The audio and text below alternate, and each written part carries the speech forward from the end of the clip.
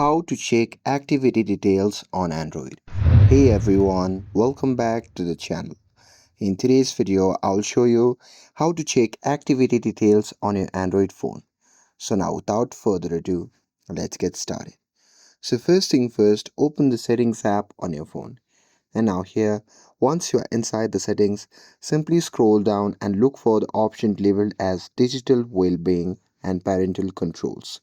And here, once you have located it, just tap on it. And now here inside this section you can see the option labeled as view activity details. So simply tap on that. And now here inside digital well-being you would see a daily screen time, the number of unlocks, how many notifications you have received, and the amount of time you have spent on every apps. And this is a great way to understand your users habits.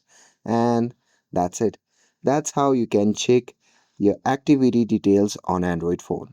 With this, if you found this video helpful, then don't forget to like, share, and subscribe to get updated for more videos. Thanks for watching, and I'll see you in the next video.